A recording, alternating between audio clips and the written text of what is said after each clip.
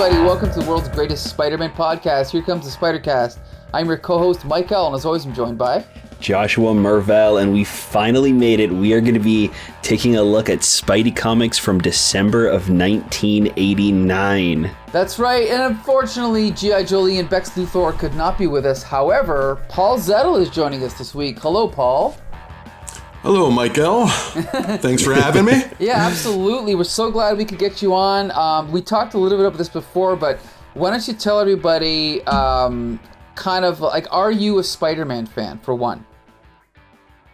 Yeah, but growing up, I had friends that were more Spidey guys at the time. I was more of a Captain America. It was always, who can beat up who and who's better. And but right. But yeah, Spidey always appealed to the bullied geek in me, and it was always nice that he got the hot girls, and he always came out on top, and he did it the right way. So I mean, he was great. Awesome. And you have the actual original copies of these comics we're reviewing today, right? I'm sure I have the web. I couldn't find it. All my stuff is disorganized, but I did find the Spectacular and Amazing. That's great. That's awesome. I've actually got the Spectacular in the web, and I used to have the Amazing, but I sold it. So, But anyway, so before we even jump into this, one thing we didn't talk about is we should probably tell listeners out there what the Axe of Vengeance is. Do you remember this crossover, Paul? I was reminded by it while reading it. Okay. But yeah, before that, I wouldn't have been able to tell you. Okay, so for those out there, Josh, did you ever read any Axe of Vengeance before? You know what? No, I don't think I am familiar with this. Okay, so as people know, Marvel started doing intercompany crossovers in the mid-'80s. First, they would do, say, Secret Wars 2. Then they started doing crossovers that didn't have a central series. The first one was Mutant Massacre. Then they did Fall of the Mutants. Then they did Inferno. And then finally, for the fourth year, they did, instead of focusing on X-Men, they focused on Avengers. The Avengers one was much less interesting because it wasn't tied into any previous storylines. But what Axe of Vengeance is all the supervillains get together. I believe it was Doctor Doom, Kingpin, the Red Skull, Magneto, I think.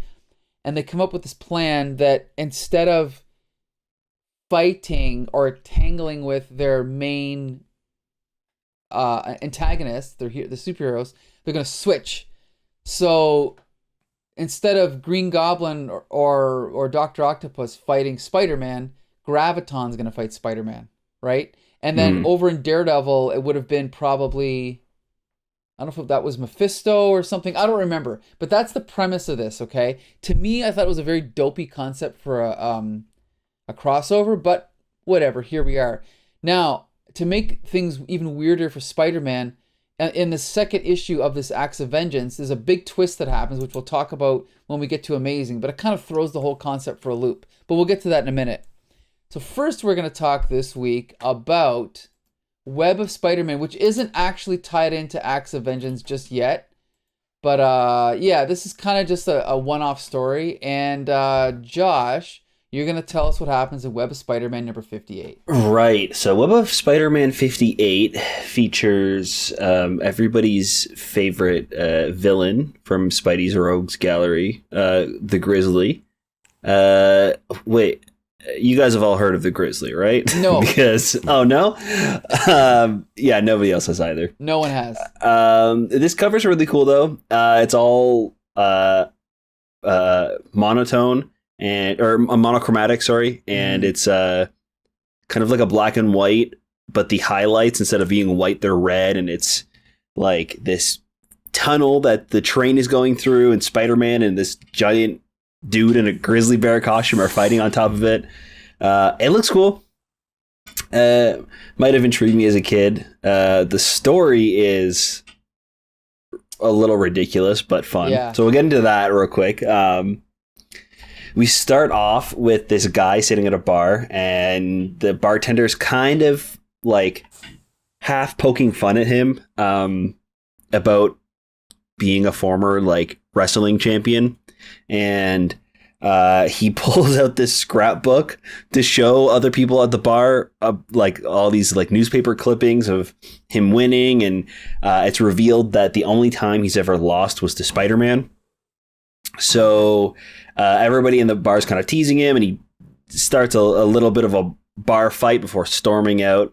Then we cut to Spidey as he's swinging through the city, and he stops and he swings over to where Puma is at, and the two of them are kind of bickering at each other because Spidey wants to know why the Puma, or the Puma's like real identity, which is Thomas Braveheart.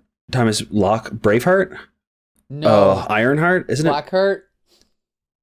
Fireheart. Thomas Fireheart. There you go. Fireheart. He wants to know why Thomas bought the Daily Bugle. And it turns out that he owed Peter Parker or Spider-Man a favor, and because the Bugle always talks about how shitty Spider-Man is, he decided to just buy the entire building and the rights to the Bugle so he can paint Spider-Man in a better light. It's absolutely ridiculous, and Puma kind of is just like, yeah, I don't really like you, but you owe me something, so I'm gonna pay my debts back no matter what, and then runs off the building and runs away. We cut back to this guy, the same guy, the Grizzly.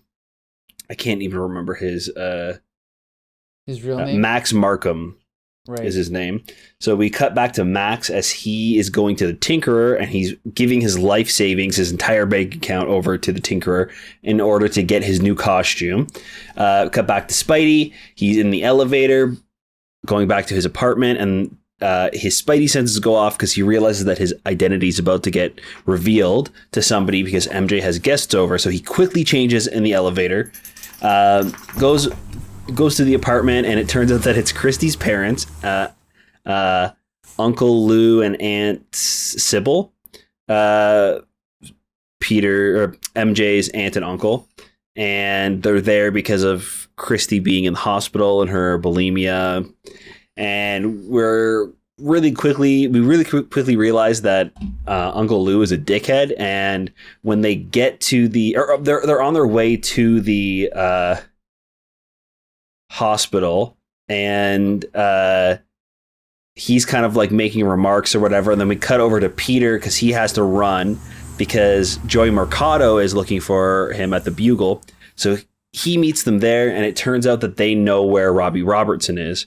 And as the cab is running to the train station, Peter's Spidey senses go off, and he turns around, and in the alleyway he sees this man in a literal bear costume, and he's like, strange. So we see they get on the train to go down to Pennsylvania, where Robbie is. So it's Robbie's wife and kid and his lawyer and Joy and the chick with the mohawk. I can't remember who she is. Or not the mohawk, the mullet. Oh, maybe that's just a stranger. Yeah, I'm not sure. Sitting across from Robbie and Robbie. I don't know who she is. Yeah. Yeah. Oh no, that's his son's wife. That's right. That's right. So we hear a thud on the top of the roof. Peter goes to check it out, and it's the Grizzly, and Peter starts laughing because it's like hilarious that this guy is coming after Spider-Man, and he almost falls off the train after Grizzly kind of goes crazy and starts ripping it apart, and he quickly changes over to Spider-Man. And we cut back over to Queens General Hospital, and Lou is just screaming at Christie. And instead of being sympathetic and understanding about her disorder and the fact that she's in the hospital and how sick she is, he's just upset that they're missing their vacation across Europe. So he starts screaming at her, and he's about to backhand her when MJ kind of steps in and grabs his wrist, and they kind of start arguing, which is strange because last week she did the exact same thing to Christie, but just as dismissive. So Christie and MJ embrace, and then we cut back to the action, which is what everybody is here for, right? This man in the grizzly bear costume and Spider-Man are on top of the roof as they're fighting each other, and honestly, it's pretty much just a big punch fest. Nothing really happens in these pages. They're kind of just going back and forth until finally Grizzly grabs Spidey in like a bear hug, and Spidey is like, my back, you're killing me. And then Grizzly throws him into the water and then jumps into the water himself and swims away. And it turns out afterwards we see that Spidey didn't jump into the water. He jumped off the train and grabbed onto the side of the bridge that they were on. And it's revealed in a thought bubble that Spidey just lied that he was being hurt, I guess, just to give Grizzly a win so he would stop bugging Spider-Man. So we get back, we see the reunion of Robbie Robertson and his family, and then the feds show up and take him back to jail.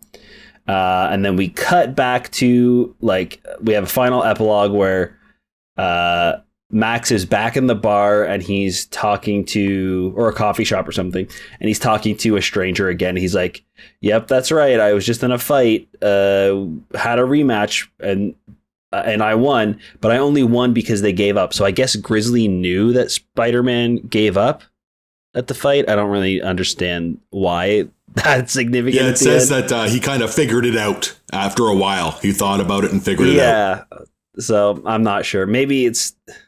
I don't know. I'm not sure about the ending, why they would decide to do that, but this was a strange issue for sure. To say the least, yeah. Yeah. I don't think I hated it by any means, but it was just like, I don't know. It felt really strange because we had this like one-off story, which is like the A plot was like a one-off nothing story, right. And then everything else happening in the background is like super important, like life-changing information that's happening, and it's just kind of being thrown at us as we're seeing Spider-Man fight this guy in a grizzly bear costume. Yeah. They probably needed to fill time until Acts of Vengeance started, and so Gerry Conway dug up this old supervillain, threw him in, and just had him fight him, right? Right. But I just want to know. So I'll give my opinion later more. But Paul, I want to know when was the last time you read this comic? First of all. Oh, probably 89. Okay. I would imagine. I mean, as much as we all love Grizzly, you know, I was saving it. I thought I'd let it age like a fine wine and get it when I was older. Yeah, I thought it was you know, kind of a feel good story, like the main arc. And like Josh was saying, yeah, all this crazy stuff, like Robbie's back, Puma bought the bugle, and just runs away. I don't know. They did it all kind of weird there, but I like things like when the Tinker's like, yeah, I'll fix your suit for $15,000, and he was like, well, I'm amazed that the cops gave it back to me, but it's in really bad shape, so that's probably why. But like, you know, surprisingly, that's all I have is $15,000, and Tinker's like, I know, I checked your bank account, you know. And I thought that was kind of cool. And then at the end, when he's like, oh, I figured out, you know, he gave me the win, and, you know, and I'm kind of good with it. Like he kind of, I don't know, he kind of matures in this really quick character growth arc. and you know, and Spidey figures, okay, well, if I beat him, he's just going to come back for more. So it's better to let it go. But what got me was that he's sitting there going, well, I figured out that he threw the fight because I'm the Grizzly, I'm a dude in a bear suit, and he's Spider-Man, and that's why. But what I didn't figure out is that I went after Peter Parker because he takes pictures with Spider-Man, and he was there. So I go after Peter Parker because of his connection to Spider-Man on a train outside of town. Threatened Peter Parker. Peter Parker disappears. Spider-Man shows up 3 seconds later on a train to Pennsylvania, and he can't figure that out, that they're the same person. But he can figure out Spider-Man through the fight. You know? I don't know. I kind of took it in with my mind. I was kind of like, well, maybe he figured that out too as an adult. And he was just like, cool, we're all good. I'm not going to, you know, let that go. I don't think that's how it was written, but... Well, I think it screams of post-production retooling because I know at Marvel a lot of times they add the dialogue after the art is done. And I got a feeling that little fact at the end was probably added in later. I could be wrong. But the whole thing about, yeah, him going after Peter Parker, I wish that superheroes with secret identities, I wish that they wouldn't even give hints. Like this whole idea back in the 80s where Peter Parker reveals that, oh, I admit it, me and Spider-Man have a deal. I take pictures of him and he gives me the exclusives. I just wish they wouldn't do that because it just draws attention to the connection. And the fact that Iron Man's my bodyguard. yeah, Right. like all that stuff. Yeah. Right. And the fact that the Grizzly went after Peter. I mean, again, this issue is kind of a fill-in anyway, but it just calls attention to how stupid the whole premise is, right? On top of that, I've never liked villains that, like, for example, I love the Green Goblin, but I like the idea in the cartoon, the 80s cartoon, where Norman Osborn changed into a goblin rather than just putting on a goblin costume. So, I mean, the idea of a grizzly is cool, but I'd rather see a guy that turns into like a man bear rather than just a guy wearing a costume. Because as we can see, it looks kind of stupid, right? What do you think, Josh? Yeah, it's really goofy, the costume. Yeah, I almost wish that this was just a complete fill-in.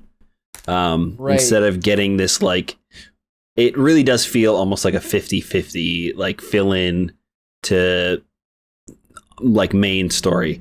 And not that, like, every issue that has a main story has, like, a villain that is, like, present throughout.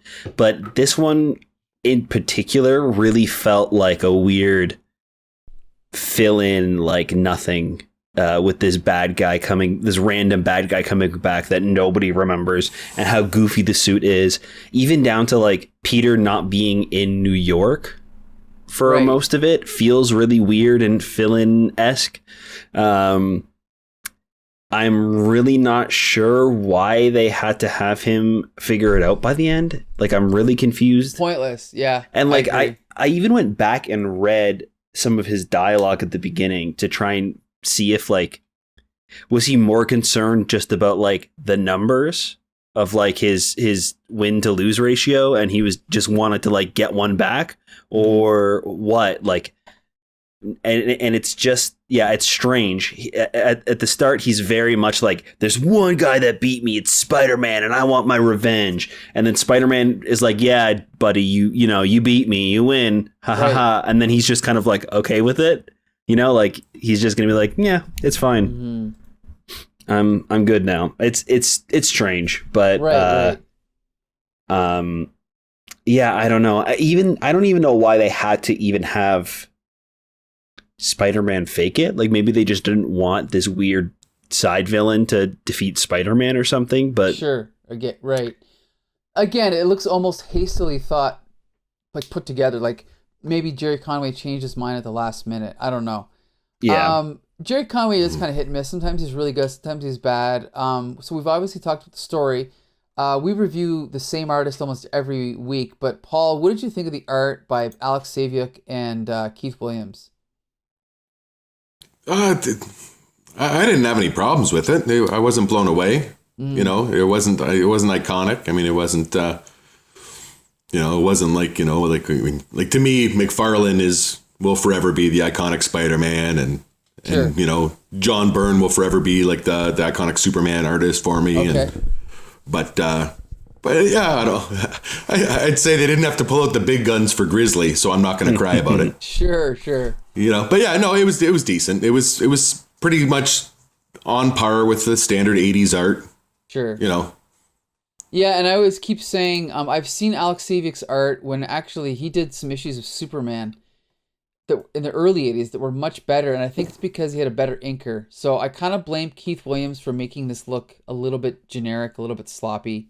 But I do think the storytelling's fine, as usual. It just looks a little bit, like out of the 3 Spider-Man books, it's kind of always the third best art, in my opinion. I'm not sure if you agree, Josh. Yeah, I think at times Spectacular is hit or miss, I think, as well. Like, I feel like Spectacular and Web are kind of like at the same level, and then some weeks one is better, some some weeks it's the other.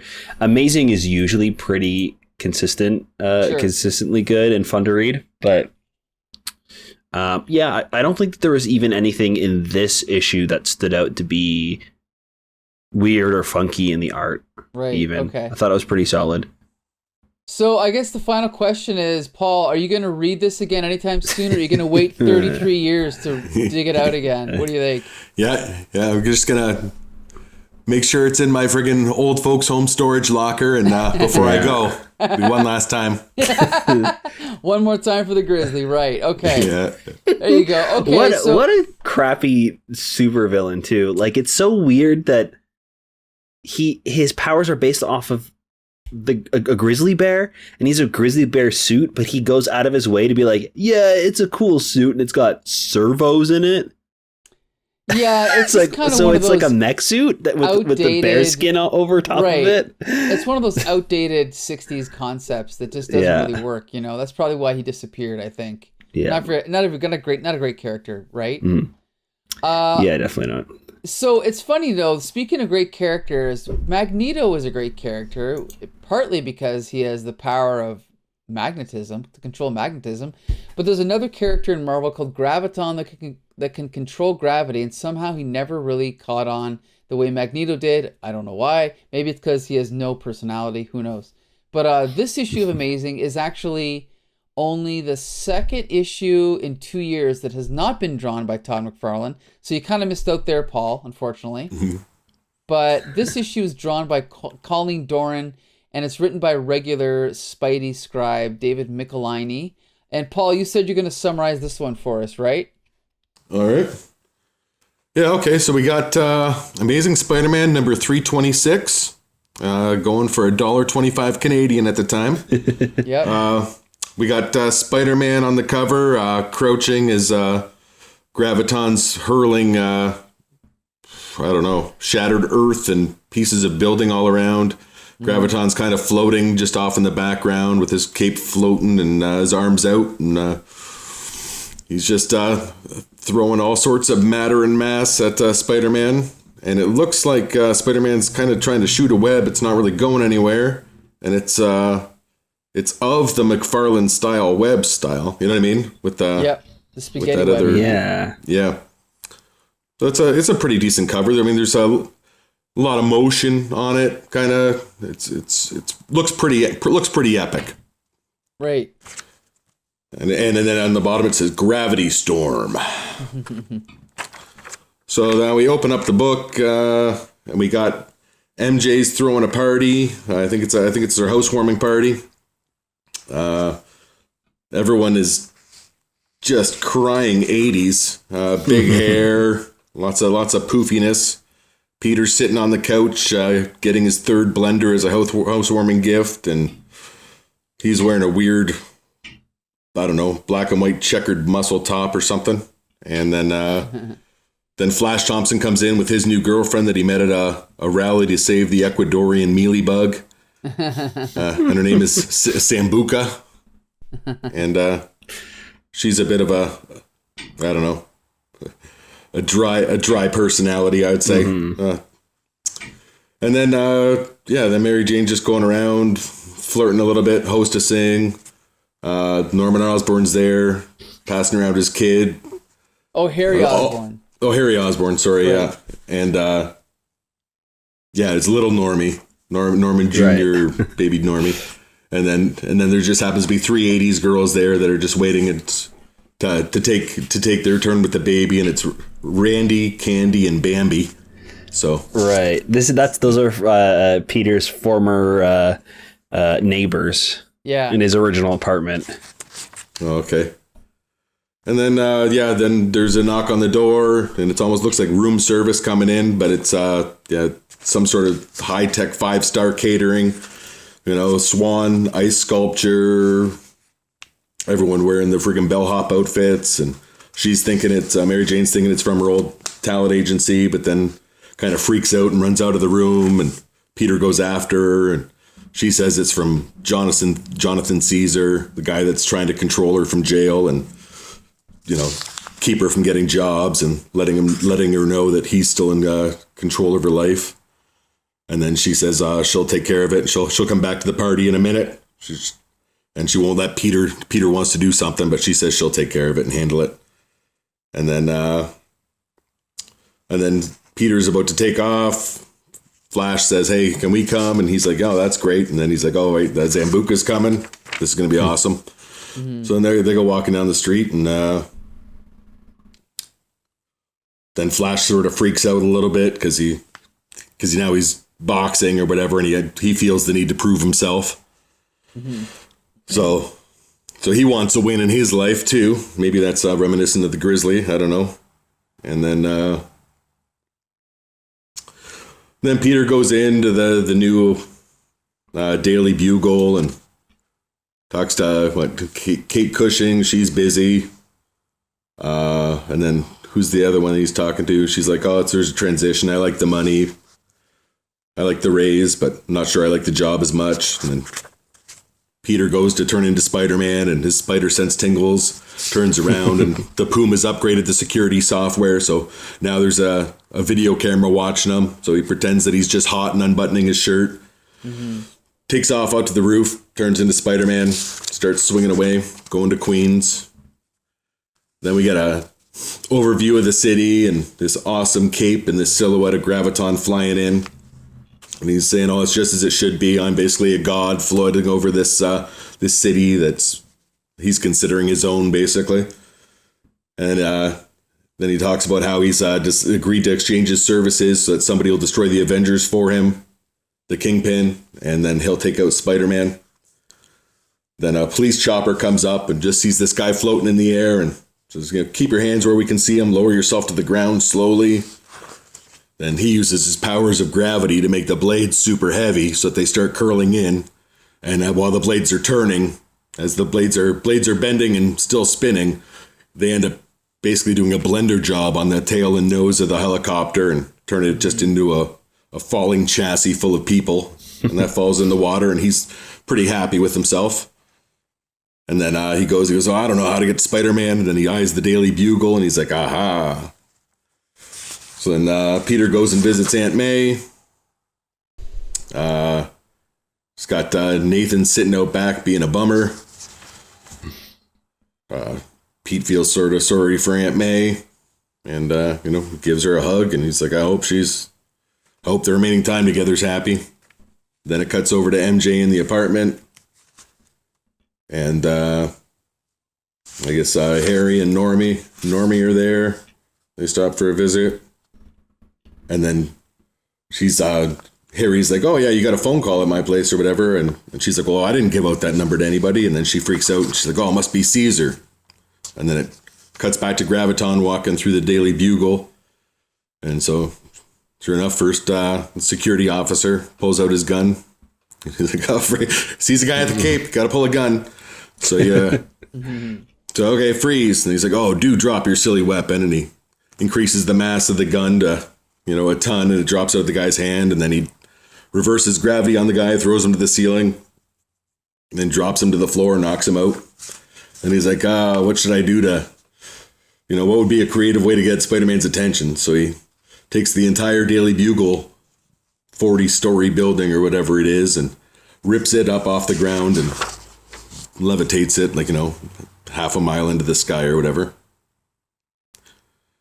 Then it goes over to, let's see, is that Peter? Yeah, Peter's running through the, Empire State University or whatever. He's going to visit Dr. Swan, who he's his assistant or whatever. Runs into this other doctor who's working on an unknown energy source. They're close to a breakthrough.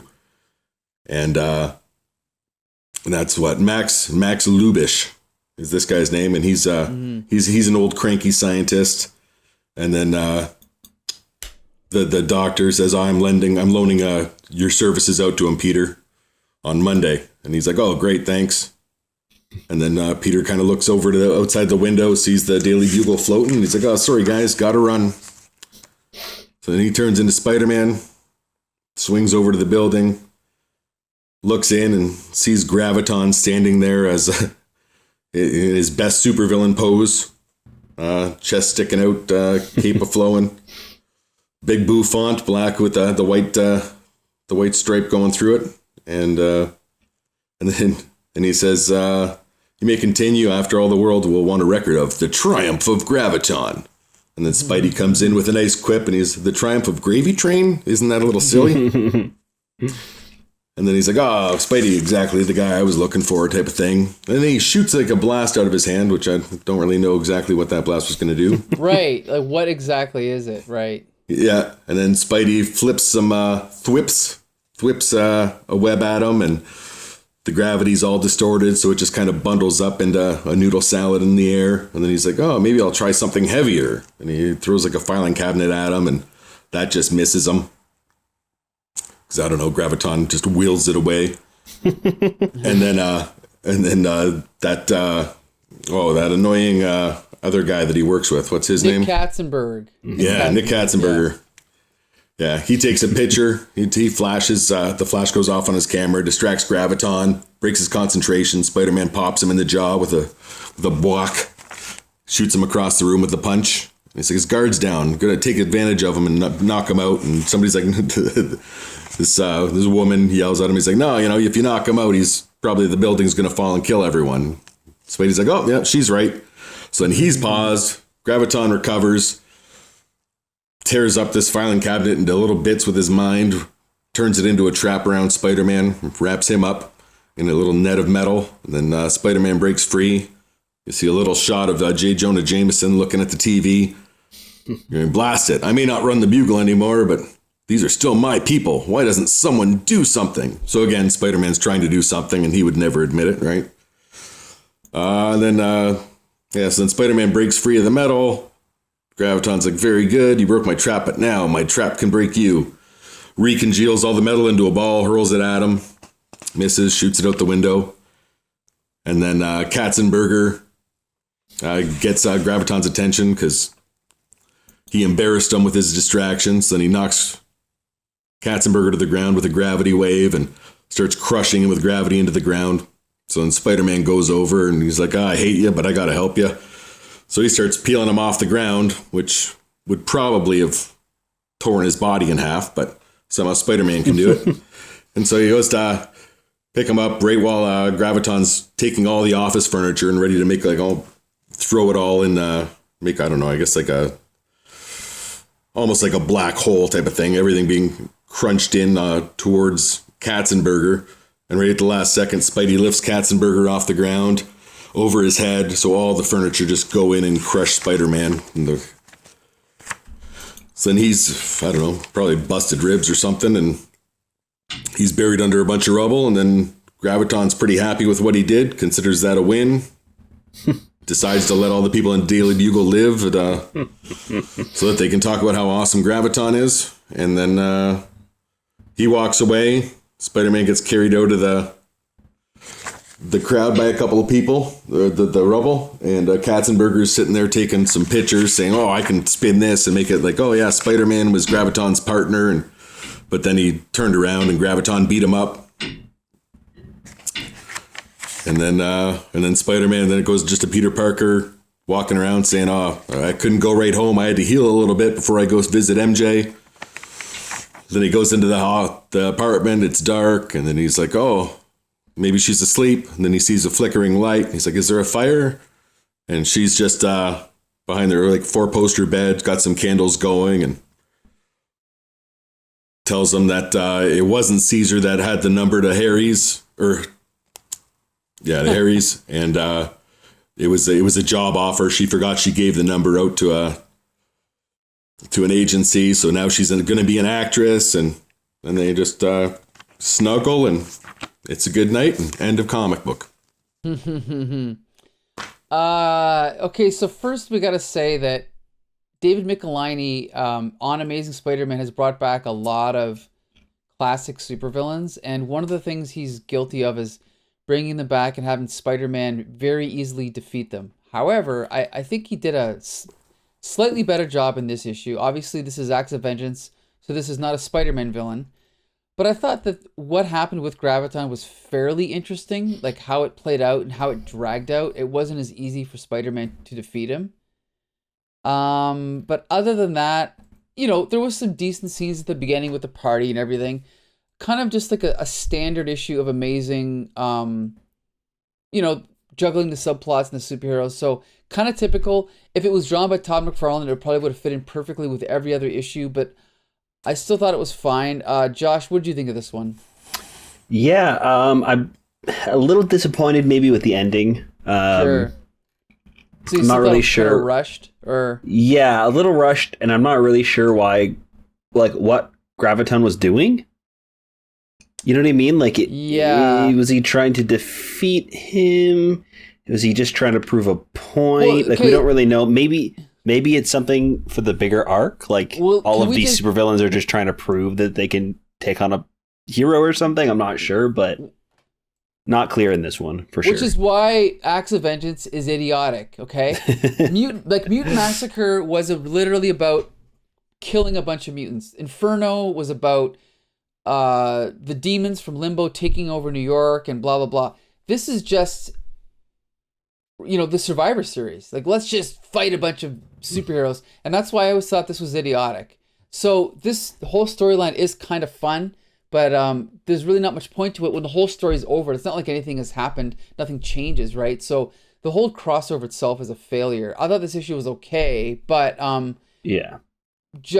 Paul, what'd you think of the premise of this one? Yeah, I agree with you. It's a little idiotic because he even says from the start, he's like, okay, I'm going to take out Spider-Man so that Kingpin can kill the Avengers, because that's so easy to do. Yeah. And then he just crushes them in a ball and leaves them. So he's like, okay, well, I got to win, but you didn't take out Spider-Man. Like, you hurt him so much that he just had to walk home for 10 minutes to catch up his breath before he went home to heal a little bit before he went back to MJ. Right. And even in you kind of get like this whole, like, it's an attempt at proof of concept that swapping enemies will work. Except, again, you didn't. Spider-Man's always getting beat up, but he always comes back. So, like, that's the whole thing, right?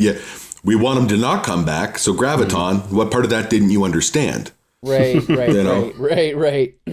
But I did like that they made it so that, because Spider-Man's, one of the base things about Spider-Man is he's often takes on these guys that are way out of his class and wins, like Firelord, like a Herald of Galactus, and he wins, But he's also low powered enough that he can take on someone like Taskmaster or something, and it's still fun. Sure. So he's great in that regard. But in this, I like that you got this guy that's potentially of the class, like you saying, like Magneto, right? Like this master of a fundamental force, and that he's caught and he almost wins, but then he's reminded, hey, if you do take him out, everyone here is going to die because the building's going to fall and crush everybody. So it's kind of like, okay, we got a reason why he didn't win, and we're like, okay, so the Spider-Man fans can go like, okay, well, he would have won if he wasn't in a floating building, and so I kind of like that aspect, but yeah, the simple fact that there was no even intention, like that he thought Spider-Man was dead, was kind of, like he should have been like, oh, that would have killed anybody. I'm leaving now. Ha ha ha. Yes, right. But he didn't. So I thought that was pretty ridiculous. Right. Yeah. And it's also kind of a bummer that we didn't get like, if he was just going to kind of like run away at the end, give Spider-Man a way to defeat him. Like, he's always creating gadgets and he's doing stuff in the lab at the university. Like, maybe you could tie in some sort of like machine or gadget that he can use, so he uses his smarts to outplay him or something. But it's really just kind of like Spider-Man getting beaten up for a couple of pages and then the building's dropped and everything's done. Right. But it definitely was nice to see Spider-Man a little bit outmatched, fighting a villain like where their powers he's never really faced before, and he can't just like punch his way out of it like he normally does, like we saw in the previous issue with Grizzly. Right. So yeah, it was a pretty interesting issue to read, but definitely for me disappointing by the end of it. Right. Now, one thing we haven't talked about yet is this art, and I apologize. Yeah, that's what I was gonna Well, yeah, let's talk about that. So, Paul, usually McFarlane, as we said, he's done the last 28 issues minus one. But this is Colleen Doran, who's most famous for doing A Distant Soil, as well as doing a bunch of like work on Wonder Woman and stuff like that. Her style is nothing like Todd McFarlane's. But it's still, I mean, she has her own style. It's definitely something different. Paul, what'd you think of the art for this one? Now that I wasn't familiar with her, I noticed it was a female artist, and I was like, it's good art. It didn't scream like it really fit Spider-Man. Mary Jane looked too different to me than she normally does. But I do definitely see, like with Mary Jane's hair, it is very reminiscent of a lot of Wonder Woman runs. So that's probably her work. I thought she drew Graviton really well.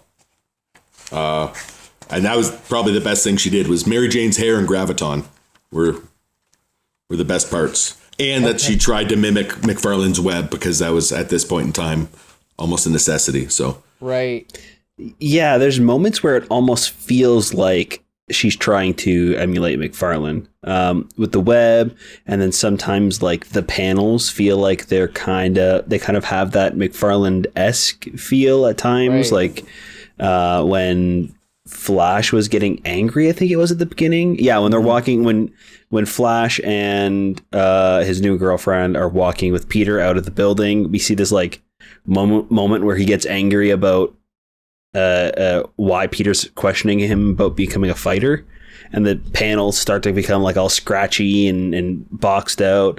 So it definitely feels like there's some kind of like trying to stay with the style. Even particularly the final panel in the last page, it is awful. I absolutely hate this panel so much. I don't hate it. I just think that it's so unusual for a standard Marvel comic. Like it's like she comes from a completely different school of art, I think. Yeah, it's so busy. Like it's like if a panel was a montage, and like I'm sure some of it also has to do with the fact that they're trying to wrap up a story in like half of a page. So they're just showing everything that happens to Peter when he gets home in like a really small little place. You know what I was thinking? Just when you pointed that out, I think it might be that she spent the first part of the comic book trying to play like McFarlane, and this last panel just to me screams Wonder Woman. So it might be like her signature, you know what I mean? Like the bottom right corner of a painting, you sign it, and that might be what she was trying to do. Yeah, good point. Could be. I don't know. Yeah, I definitely didn't think it was terrible, that last panel. I just thought it was wildly different from a typical Spidey comic. It just feels so out of place and like crazy busy for trying to like wrap something up and feel like a conclusion. Well, the thing about Colleen Doran, I don't know a lot about Colleen Doran's art, but, and I say this in a good way, her art screams early 80s to me. Like the fact that she has, there's one panel where Mary Jane's reacting to something, and she's got these floating hearts around her, right?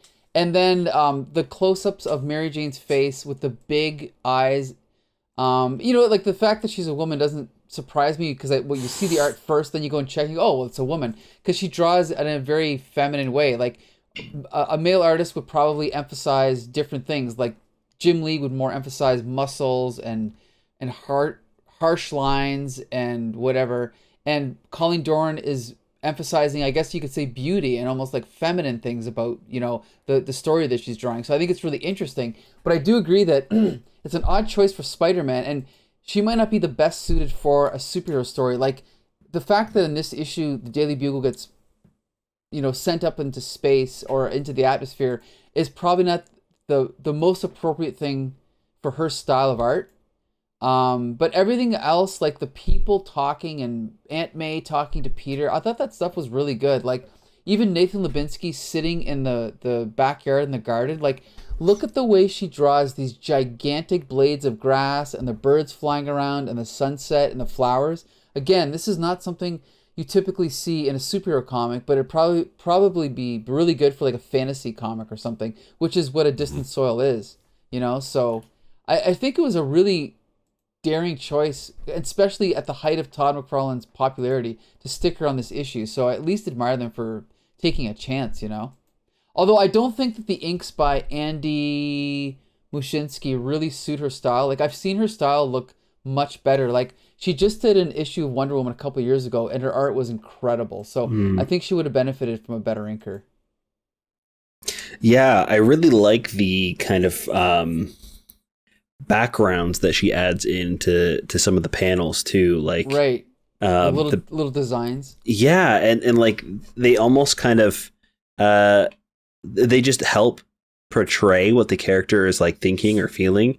Right. Like you were talking about that page with Nathan sitting in the backyard, and then we see that Aunt May is like really upset about it, and we kind of see a profile shot of her with her head down, and she's got a tear rolling down her face, and in the background we see like this like brown hatching, right? And then there's like a panel almost like behind Aunt May with roses, and the rose petals are falling off, kind of symbolizing that like it might be the end of Nathan's life kind of thing, and she's worrying about these petals falling, and it's so weirdly symbolic for a Spider-Man for a Spider-Man comic, and it completely works, and I really enjoy it. So it's just really it's nice to see a different style in these stories, and definitely I think her art stands out when it's characters talking to each other or interacting like every day. And I just want to say, if you go to the next issue, there's another panel right behind Mary Jane's face of all these exclamation marks, right? So it's the same idea. Yeah, again, it's great. It's not something we've ever really seen in a Spidey comic, so definitely unusual, but I did like it. And I will say, this is the best I think Aunt May has ever looked. She looks like a real person and not a skeleton with skin over it. You know what I mean? Like everybody draws her so like ridiculously cartoony and she really does feel like, you know, my Aunt May. You know what I mean? Like this is an actual real person and not just like a plot point in Peter Parker's life. Right. Yeah, you're right. Yeah, so many people just draw her like 100-year-old olive oil and just call it. That's exactly it. Yeah. So okay. So the question is, Paul, are you going to ever want to reread this one? Quite possibly. I mean, just from the cover. As soon as I saw the cover, I was like, I remember dying to read this when I bought it. Nice. But you know, can't judge a book by its cover, because it's always false advertising with these guys. You know, you're expecting more than you get. But yeah, I didn't have a problem with it. If I was ever inspired to read Acts of Vengeance again, I would not have a problem with this issue. But nice. Yeah, I thought it was pretty good. Again, like a slightly above average issue of Amazing. So I enjoyed it. Josh, what about you?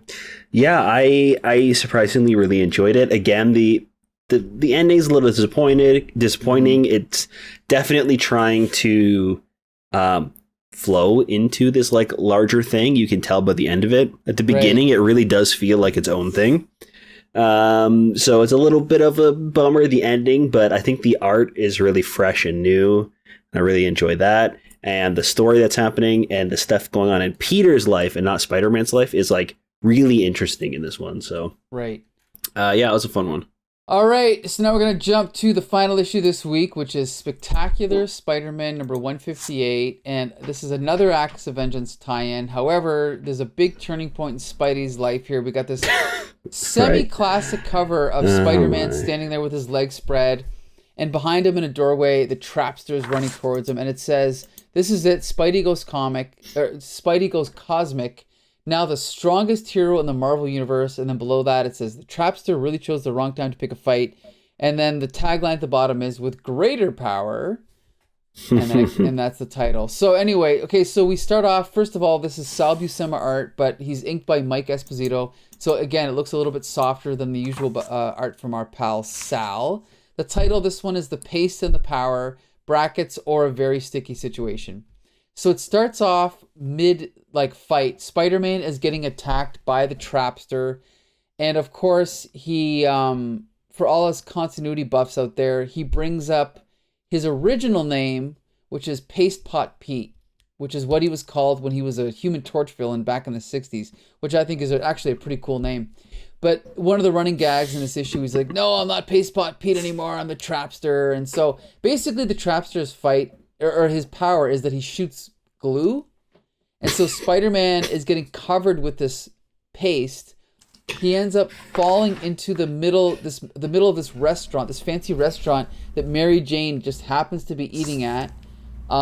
He falls into the middle of the restaurant, and then he's walking around trying to move with all this glue on him, smashes through a window, falls into like a pond or something that's like right outside the building.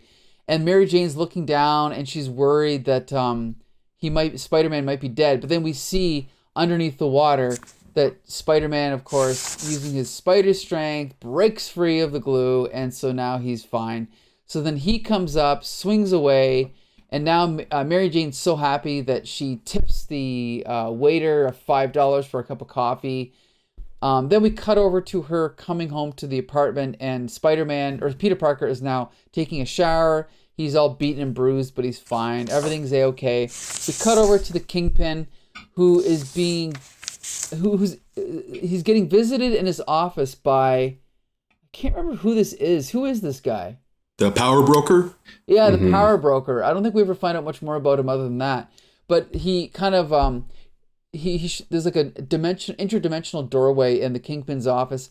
Kingpin walks through it, and he comes upon this meeting of this secret cabal of supervillains that are organizing the acts of vengeance. And it's Doctor Doom, the Wizard, Magneto, and they're being reported to by the Trapster, who just finished telling them that he's defeated Spider-Man, blah, blah, blah. And Magneto's like, well, Kingpin's like, I won't believe it until I've seen a body. And he's like, oh, we want proof? Okay, fine, I'll give you proof.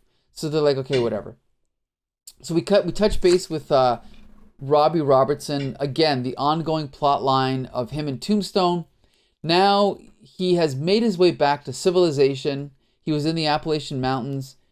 He's back with his family, but he still is guilty of a crime, and he still has escaped from prison. So unfortunately, he then has to go back to prison, which I think we find out later. Not yet. But first we run into... Who is this? A new lawyer?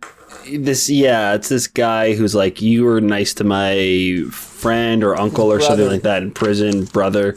So I'm going to talk to the president of the United States about giving you a pardon. Right, yeah, that's how it works, right. Yeah. So anyway, we cut away from that, and we touch base with the same scientist from Amazing Spider-Man, Professor Max Lubitsch, who's working on this experimental power source in his laboratory. And then Peter's kind of helping him as like an assistant. And then there's like a power surge or something, and the professor gets electrocuted by this big power surge, but Peter kind of like knocks him out of the way.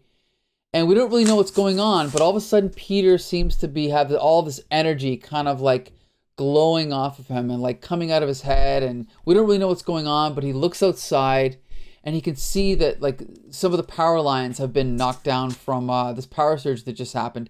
So then he goes outside, and all of a sudden he starts to realize that he seems to be more powerful than he previously had been. He's able to grab these super powerful charged electrical wires and just grab onto them and not be killed.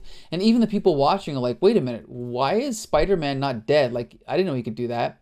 So then he swings away, and he's like, oh man, I feel kind of weird. And so then he realizes that he can, his spider senses become hypersensitive, and he can hear a spider crossing a window pane 2 blocks away, leaves rustling in a flower pot, some girl humming to herself, and of course it's the girl in her underwear, water dripping in a sink in the chemistry lab. So much noise, can't stand it, right? So he's become hypersensitive to everything. And then he actually eavesdrops in on a conversation that the Trapster is having with himself, where he's talking about how he's going to prove that he can kill Spider-Man. So then he swings over and taps Trapster on the back and get his attention. But then Trapster has got like a trap ready for him. He activates this missile launcher in a van, launches the missile towards Spider-Man, but Spider-Man shoots his web and forms his web into a giant hand that grabs the missile and crushes it. And again, there's people watching that are like, wait a minute, I didn't know Spider-Man could do that. Then Trapster shoots some like little glue pellets at Spider-Man, and Spider-Man shoots this energy out of his fingers, destroys the pellets. Then Trapster is shooting glue at him. It doesn't work. Spider-Man fights it off. Now Trapster's covered in glue. So basically, the Trapster was trying to have his second round with Spider-Man and kill him, but it ended up blowing up in his face because now somehow Spider-Man has all these new powers and he doesn't know how he got them. So it ends with Trapster covered in glue, and Spider-Man not understanding how he was able to defeat him so easily and where these new powers came from. And that's the end. Now, for those that have not gone ahead and read the rest of the story, Paul, do you remember why Spider-Man is so powerful at this point now? No, all I can say it has something to do with the Lubish energy field. Okay, so it's actually because he's gained the power of Captain Universe. Do you know about this story, Josh? No. Yeah, so he gains the power of Captain Universe. Captain Universe is like a power that used to jump to different people. It was like a character, it didn't last very long, but I think he was created by Steve Ditko.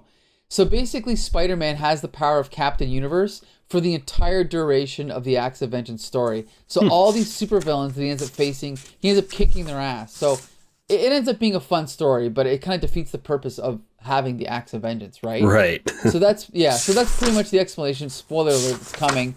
But I thought this issue was pretty fun. Again, I always loved the art by Sal Buscema, so the art was great in this issue. Again, the story was a little silly. It's always fun, but the whole premise of Acts of Vengeance is so stupid. It doesn't really amount to much, but it was basically just a really fun superhero fight. But Paul, what'd you think of this one?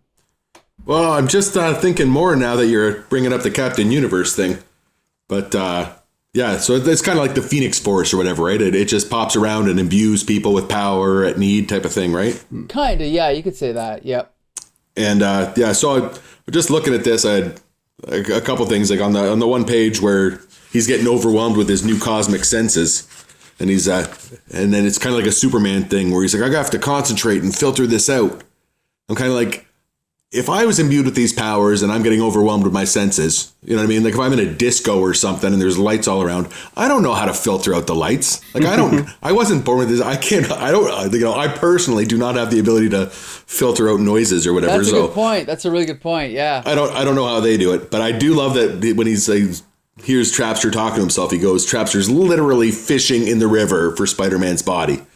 He's got this little, yeah, he's got this like machine gun with a hook and servos. It's got servos, guys.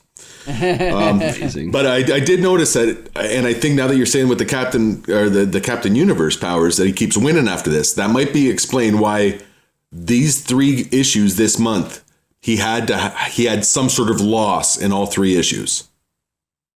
You know what I mean? Yeah, that's a good point. Like he almost died in the lake with the Trapster before, they thought he was dead. Graviton thinks he's dead. The Grizzly thinks he breaks his back. And then he gets these powers, so. Yeah, okay, I guess that makes sense. Josh, what do you think, Josh? Yeah, this is a goofy comic, and I love it. This is kind of what I wanted from Grizzly. Sure. Right? Like this, because you have this like goofy supervillain in a big bear costume with this ridiculous premise that he just wants to like have a wrestling match with Spider-Man again to, get another win. And it's like absolutely ridiculous, but they interweave it with these like really serious important plot points where this just feels like a fun, goofy comic book story. There's nothing too much in this that is like changing the status quo.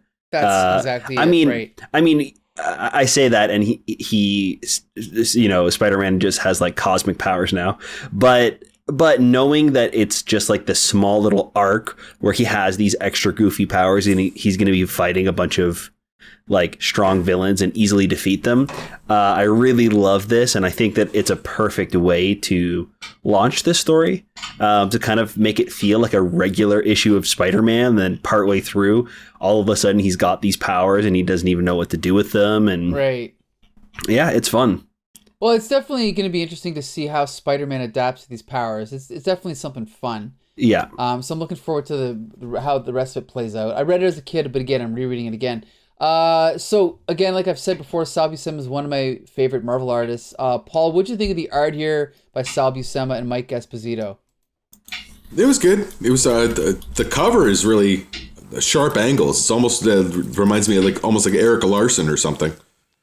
But yeah, that's Sal Buscema inking himself. That's his typical style. Yeah, but the inside is by a different inker, so that's why it's not as harsh. Yeah, and the inside is a little more. It's a little more closer to what I would consider classic '80s Spider-Man. Mm-hmm. Right. But yeah, solid art, and you can see in a couple of this, like just to compare it to the last issue, where there were backgrounds with roses and birds and trees. There's almost no background at all. It's just what you're supposed to see is all I'm drawing. Right. Yeah, Sal Buscema is one of the quintessential Marvel artists. So this is, at one point, oh my God, in the 70s, he was doing like at least 3 comics a month. Like he was he did like every issue of ROM, every issue of the Hulk, and he was doing Nova, and he was doing something else, So he's one of those guys where if you didn't know his name, you've probably seen his art 1,000 times and just didn't realize it, So yeah, definitely a typical, like a classic Marvel artist. Josh, what do you think of the art in this one? Yeah, it's great as usual. We've been talking about Sal Buscema pretty much since the start of the podcast. Yep. And it's always great to see his art, and it definitely fits the style of the story that's going on. It feels like a really I honestly think that I really love the stuff that's going on in Amazing, but this feels the most like grounded and consistent out of any 3 of the stories. So yeah, it's great as usual. Well, I feel like there's not much more I could say about Sal. Yeah, like you know what I mean. But even like for example, the scene where Spider-Man falls through the glass and lands in the restaurant. I love the whole concept of just ignoring the dialogue. You can tell exactly what's going on. Spider-Man crashes through. We see the reaction from Mary Jane and the waiter. Then we see Spider-Man kind of like gain his footing, and he starts walking. We see everyone's reaction around him, like the woman kind of screaming in the foreground, right? Then we see him stumbling around with Mary Jane and the waiter in the background. Then he crashes through the window. And I love how if you skip ahead 3 pages, once he gets out of the water, I love how the bottom 4 panels, we see him coming out of the water. We see the giant close-up of Mary Jane. Then we see Mary Jane and the waiter in the foreground and Spider-Man swinging away in the background. Then we see the waiter in the foreground and Mary Jane walking away in the background. So not only is he using McFarlane's kind of long, skinny panels, but he's using it to always tell 2 things at once. Usually, right? So you're seeing like he's thinking 3-dimensionally. So I love that fact that he's zooming in, he's zooming out, the camera's jumping around to different points, and I just think that makes the page so interesting, Yeah, so, even on the next page when MJ is walking into the apartment, we see like the big puddle of water. Right. And then we see her kind of like following it around to the tub. Yep. And then even like the panel after that, the really long one, we can see the skylight has some like water dripping off of it. And it's great. Yeah. And that's really the thing is Colleen Doran is a great artist, but we can see at this point in her career, she's probably 20 or 30 years younger than Sal Buscema. These are things that she probably hasn't picked up on yet, or maybe she never will. But this is, again, classic Kirby-inspired Marvel art.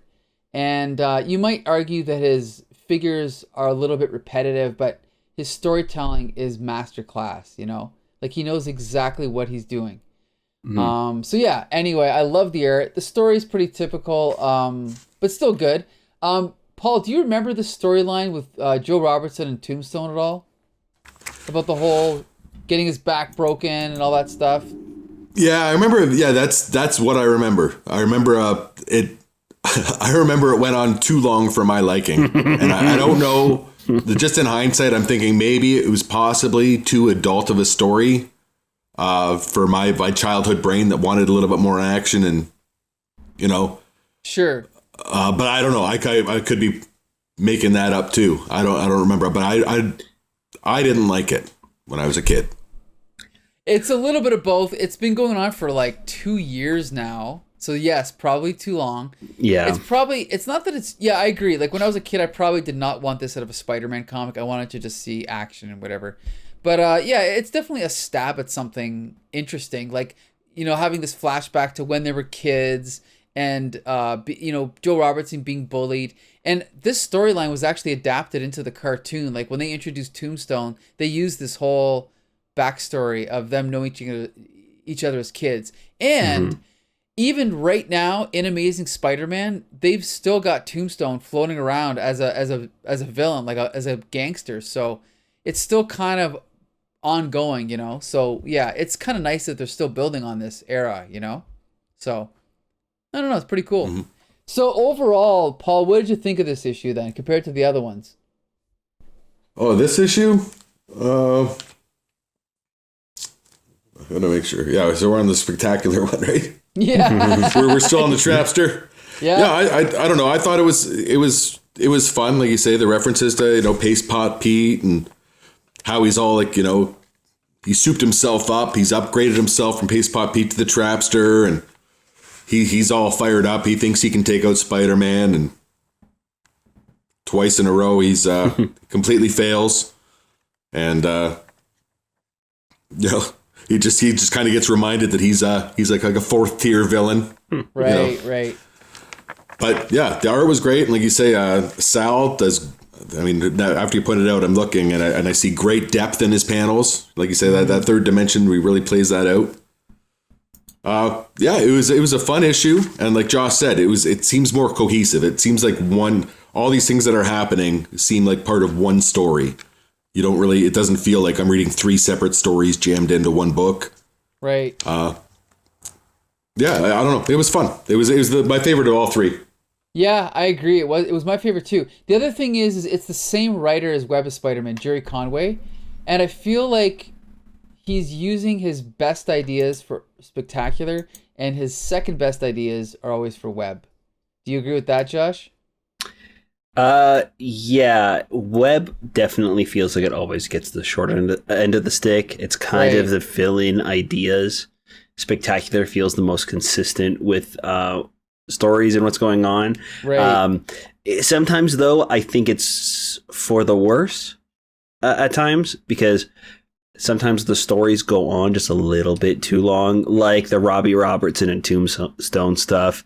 I think it's been longer than 2 years, honestly.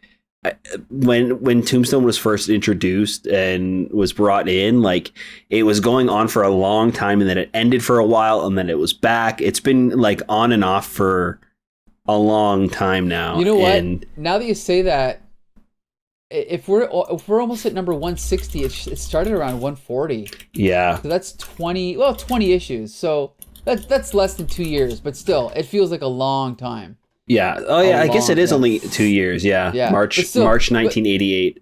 But when you're a kid, going from age 11 to 13 is like a lifetime. Yeah. Right? So yeah, 2 years is a very long time. So and 3 titles and yeah. Right. Exactly. Yeah, and something I didn't even realize is that until obviously at the time of reading them, but he first appeared in Web of, so he wasn't even like part of the spectacular stories with Robbie until a little bit later on, probably after that. I think it was only a month later. It was just a coincidence. Oh, really? Yeah. It was. Yeah, I think it was like number 35. So if you start at 35 and go to 60, that's like, help me do some math here, 25 issues. So 2 years. So it's been going on for 2 years now. So which is a very long time. So yeah, it's just about time to wrap it up, you could say. Yeah. But but I think for the most part, you're totally right. It is the more like serious, grounded stories and spectacular, and then Web of is kind of like the more goofy things that are just the one-offs or the weird ideas that the Marvel bullpen comes up with, and they're going to throw up there. Even at the start of Web of, it really kind of felt like they didn't know what they wanted to do with it either, and they had a bunch of different artists and writers, and Web of is the eyeball. It always felt like it was just Spider-Man for the sake of more Spider-Man. Right. We know we can sell it, and that always bothered me about Web. I agree. Now, before we wrap up, going back to the 80s, Paul, do you have like a favorite Spider-Man comic from the 80s that you remember as a kid? The one, there was a Craven run that I really liked, where I don't know if it was in response to other comics going a little darker, like the popularity of Punisher and Wolverine and stuff. But it was definitely a darker little brief run in Spider-Man. And I remember Craven was involved, somebody I never really liked, but that run I thought was excellent. Mm-hmm. And Craven's Last Hunt. Yeah, that was a 6-parter. That was really good. Yeah. Mm-hmm. But my all-time favorite story for Spider-Man is the graphic novel Spider-Man versus Wolverine. And that, I cried when I read that. And is that the one where they go to Berlin? That's what Charlie, the Wolverine's ex-friend and undercover, and Spider-Man accidentally punches her and kills her. Yeah, but she sets it up, and so she made him do it, and I thought it was an amazing story.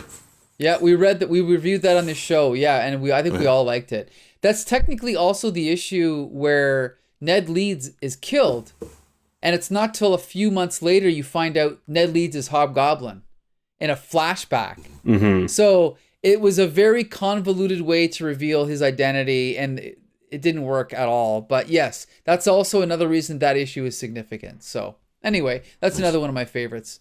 Definitely. Well, anyway, as we said, we've only got one episode of Spider-Cast left, so we want to thank Paul Zettel for joining us on the second last episode. Thank you for joining us, Paul. Well, thank the two of you for having me, and thanks for the audience for listening. Yeah, for sure. Yeah. And we'll be launching a few new podcasts soon. One on classic DC superheroes and one on pre-2000 movie adaptations. So we'll be sure to have you on as a guest on those as well if you're interested. So yeah, great. Awesome. Okay. So thank you for joining us. Next week we'll have Bex Luthor and G.I. Jolie back with us, and we'll be reviewing the next the late December issues of Spider-Man. And Josh, you could take it right, the last Spider-Man issues from the 80s. That's right. Yeah, thank you guys so much for listening to the podcast. Please leave us a review or comments over on our Facebook or our YouTube channel. You can also find us on our website at thecomicbooksyndicate.com. Please let us know what you guys think about the comics and the shows and the things that we're going to be talking about and the podcasts themselves. Let's keep that comics conversation going. That's right, and until next Monday, Spider Friends, go for it.